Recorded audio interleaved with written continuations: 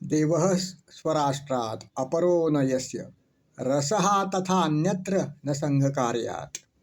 अर्थात बाळासाहेबांना स्वराष्ट्रा वाचून दुसरा कोणीही देव नव्हता, तर संघकार्याव्यतिरिक्त इतर कोणत्याही कार्यात त्यांना रस नव्हता.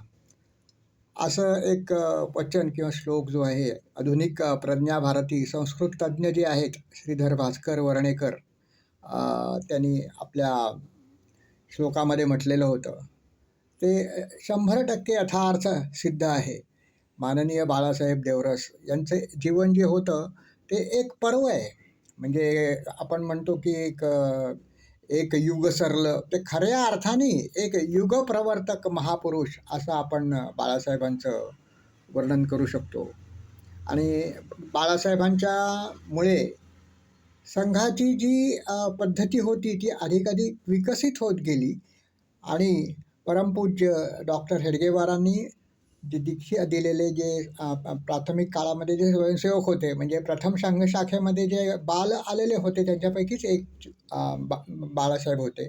आणि म्हणजे आदरणीय संघचालकांचा ज्यांना सहवास मिळालेला होता, ज्यांच्या प्रेरणा मिळालेल्या होत्या, असे स्वयंसेवक होते.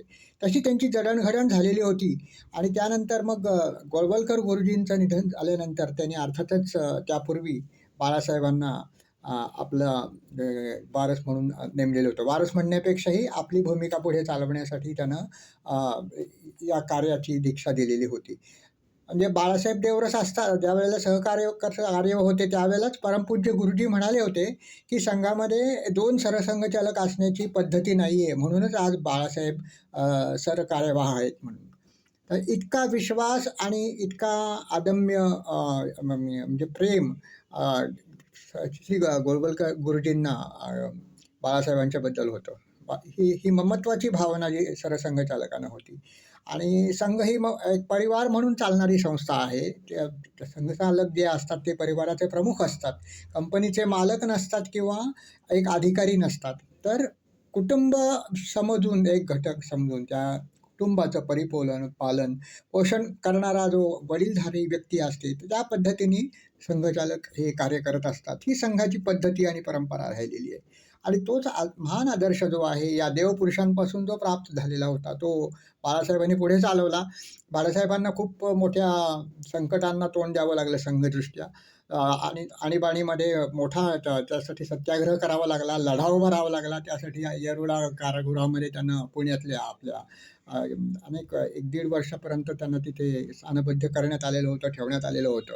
आणि हे सगळं सोसून मग संघाने तावून सुलाखून अग्निपरीक्षा दिली. नंतर जनता पक्षाचं शासन आलं, तो भाग वेगळा झाला. परंतु नंतर मग आणीबाणीला जो विरोध केला तो अर्थातच लोकशाही प्रेरणांना ज्या संघटना मान्यता देत होत्या त्यांनी सर्वांनी याला विरोध केलेला होता. त्याच्याबरोबर संघ पण सहभागी होता. आणि संघाच्या विरोधाशिवाय आणीबाणी मागे घेण्याचं जे काम होतं ते इंदिरा गांधींनी कधीच केलं नसतं. म्हणजे संघाचा इतका प्रखर विरोध असल्या कारणानंच इंदिरा गांधींना माघार घ्यावी लागली शेवटी. आणि मग नंतर यापुढे अशी परिस्थिती आहे की पुढे कधीही या देशामध्ये आणीबाणी येणार नाही अशी परिस्थिती निर्माण झालेली आहे त्यानंतर. तर एवढा मोठा लढा उभारल्यानंतरही, विजय मिळाल्यानंतरही त्यांनी सांगितलं की स्वभावनेने आम्ही काही करू नाही. म्हणजे ज्यांच्या चुका झाल्या त्या झाल्या, विसरा आणि क्षमा करा असं बोलले ते त्यांनी एक उदार अंतःकरणापोटी बोललेलं होतं. आणि दुसरी महत्त्वाची गोष्ट अशी आहे की ज्या चुका झालेल्या होत्या त्या सामूहिक चुका व्यक्तीच्या अशा नव्हत्या, सर्वांच्या झालेल्या होत्या. आणीबाणीमध्ये जे शासक दल होते तेव्हा त्यांच्या विरुद्ध स्वभावनेने काही करू नये अशीही भूमिका त्यांनी ठेवलेली होती. त्याच्याविषयी अनेक समाजवाद्यांनी आदळापट, मार्क्सवाद्यांनी आदळापट केली, परंतु ती भूमिका संयुक्तिक आणि उचित होती.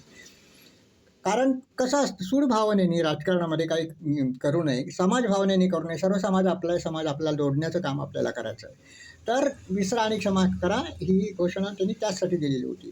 त्यानंतरच्या काळातही संघाला दडपण्याचे प्रयत्न अनेक वेळा झाले. 92 साली देखील त्यांनी जेव्हा बाबरी मशीदचा म्हणजे पाडाव करण्यात आला आणि तिथे मंदिराची उभारणी करण्यासाठी प्रयत्न करण्यात आले. त्यावेळेला देखील एक लहानशी बंदी नरसिंहरावांनी आणलेली होती. परंतु अर्थातच ती बंदी जी होती ती काही टिकली नाही. ती म्हणजे एक मुसलमानांचं समाधान करण्याचा म्हणून त्यांनी अशी बंदी आणण्याचा प्रयत्न केलेला होता. परंतु बाळासाहेब देवरस असे दिव्य पुरुष होते की ज्यांच्या आयुष्यामध्ये त्यांनी 3 वेळेला संघबंदी झालेली पाहिली. म्हणजे प्रथमतः अर्थातच 48 साली, त्यावेळेला ते खूप तरुण होते. त्यावेळेला गुरुजींच्या बरोबरीने त्यांनी या लढ्यामध्ये पाऊल टाकलेलं होतं आणि प्रखर लढा उभारलेला होता. बंदीविरोधात. आणि त्यानंतर दुसऱ्यांदा मग आणीबाणीच्या वेळेला 30 वर्षाच्या अंतराळामध्ये 2 वेळा अन या अशा मोठ्या बंदी संघावरती लादण्यात आलेल्या होत्या. या सगळ्यातून तावून सुलाखून निघून संघाचं जे उत्तुंग शिखर गाठण्याचं जी परंपरा आणि ध्येय होतं ते त्यांनी कधीही म्हणजे विचलित होऊ दिलं नाही आणि ते चालू ठेवलं. म्हणजे इतक्या दीर्घकाळ विजनवास सोसून, तुरुंगवास सोसूनही त्यांनी सर्व क्षमतांची सिद्धी जी होती ती केवळ कार्यासाठीच खर्च केली. म्हणूनच श्रीभा वर्णेकर यांनी म्हटलेलं होतं, की त्याच्याशिवाय दुसऱ्या कुठल्याही गोष्टीमध्ये बाळासाहेबांना रस नव्हता.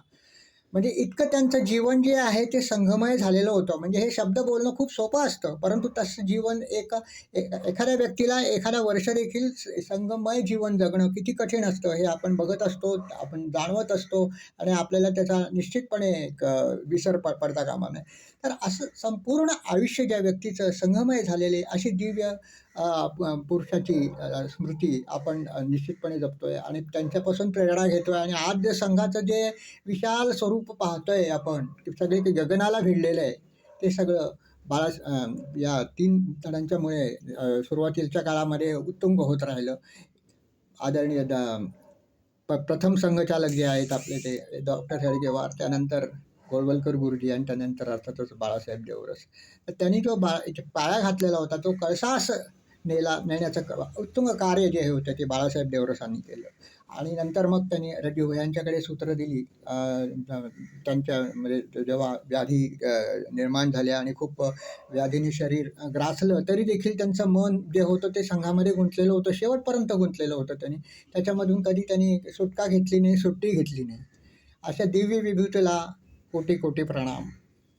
बाळासाहेब देवरसांचं कार्य जे आहे ते यांनी म्हटल्याप्रमाणे आज जे संघाचं विस्तारित रूप आहे त्याच्यामधूनच आपण बाळासाहेब देवरसांना पाहू शकतो. इतकं ते उत्कट होतं, दिव्य होतं आणि ते ते एकरूप झालेले होते संघामध्ये. तेव्हा आज जेव्हा तुम्ही संघाचं दिव्य स्वरूप पाहाल तेव्हा बाळासाहेब देवरसांची स्मृती तुम्हाला आपोआपच जागी होईल असं दिसतं.